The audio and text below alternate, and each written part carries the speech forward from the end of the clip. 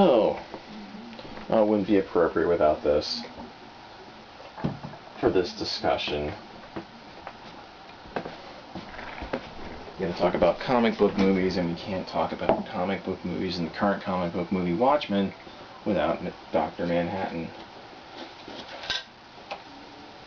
Put him here. Just, there you go. There you go, Doc Manhattan. Try to keep him in the frame. So anyway, comic book movies. They're part of our culture. Comic books are a part of our culture, so naturally they became, a staple of cinema fare for the past, 20 years. But, they didn't start really pounding them out until like the mid 90s, early 2000s. It was just awful because they made so many shitty fucking movies. Just the Punisher movie, the last X-Men movie was a piece of shit. Let me tell you something about the last X-Men movie.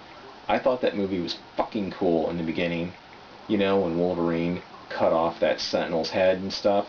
But then the scene ended with them exiting the danger room, and the rest of the movie sucked. That was horrible.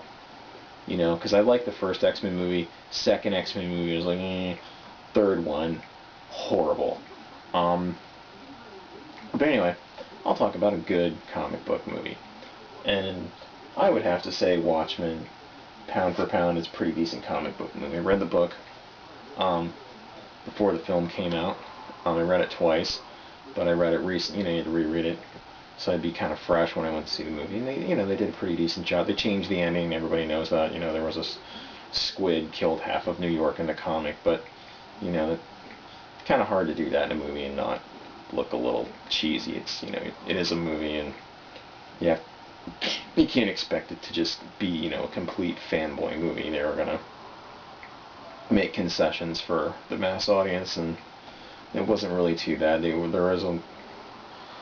overall film is the overall story was intact when the film came out, but that was a little different. But hey, it's a bizarre movie. It's a strange movie about it's kind of about two generations of superheroes, but it's mostly about this mystery of a character, the one sadistic, sociopathic superhero called the Comedian, who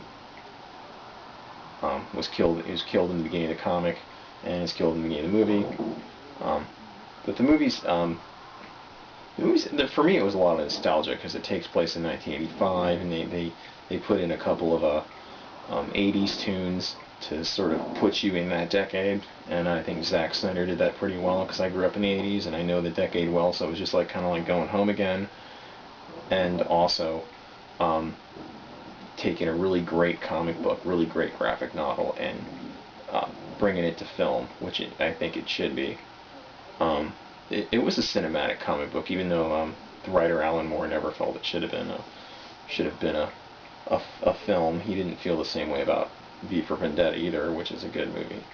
But then again, what do I know? Writers can be. It's just your work does get altered when it's reinterpreted into another medium. So I can kind of understand that, but I'm not a writer. I'm just somebody who works like a crummy job he hates. So. And who just loves movies and comics and all that stuff and likes to talk about that crap. So that's why I'm making these little short vids discussing issues and nonsensical things. I don't really like to talk about serious stuff. I used to like to talk about serious stuff, but some of the topics of which are covered in the book Watchmen, I'd suggest reading the book before you see the movie. It'd take you about a week to read, maybe a couple of days. It's a comic book. It's got pictures.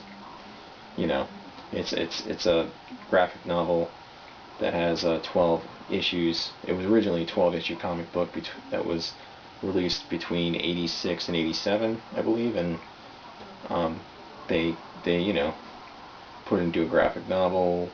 It's one of Time Magazine's 100 best English language novels of the 20th century, which ain't too shabby for a comic book. So, cheers to Watchmen.